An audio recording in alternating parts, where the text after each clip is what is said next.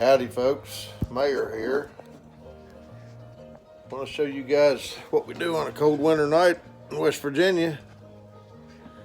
When you burn wood and you're bored when it gets dark at 5 o'clock in the afternoon,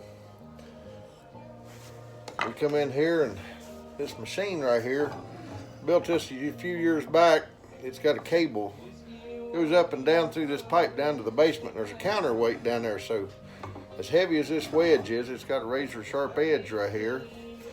Got a log right here, big piece of firewood down there. That's what we run that down and split our kindling wood with. Now this is in our dining room, and there's a wood burner sitting right behind you guys. We use a lot of kindling wood.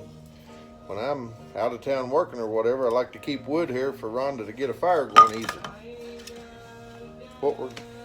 What we got right here is cedar. We took down a bunch of old telephone poles.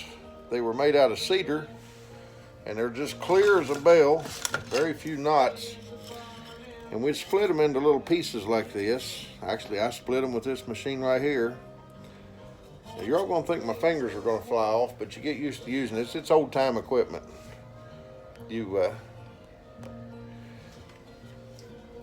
You don't have the safeties and stuff on a lot of the old stuff that, we do today. But it makes it a lot more enjoyable to use because you got to keep your noggin in gear and keep your fingers out of the way and keep thinking about what you're doing. There's too many safeties in this world today. Anyway, I got a box over here that we catch this in. You can see a pile of it over there in bushel baskets. I just pile it up in there.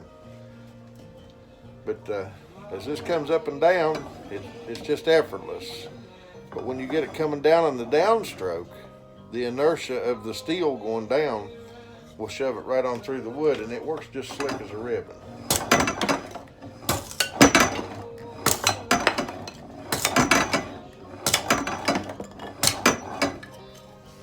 As you can see,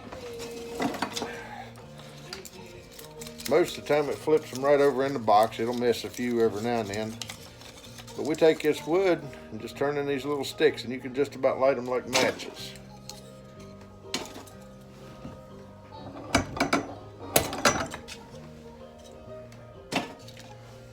Here's one that's a little bit thicker. What I'll do, I try to make little tiny pieces. I'll just turn them.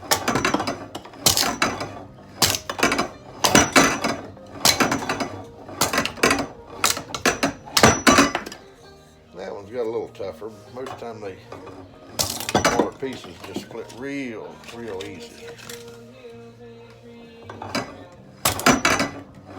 You can split a lot of kindling wood in a little short time like this. Very controllable once you get used to using it.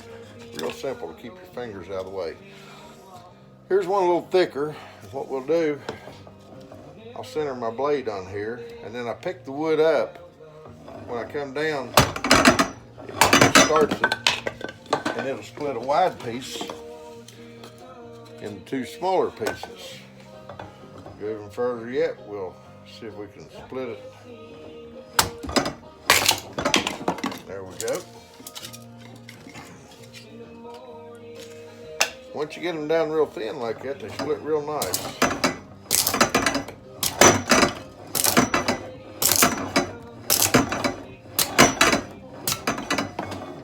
That's all there is to it. And that's what we do when we get bored and we're needing kindling wood in West Virginia. I'm sure there's a lot of contraptions out there, but this one's ours. It just bolts to the wall, and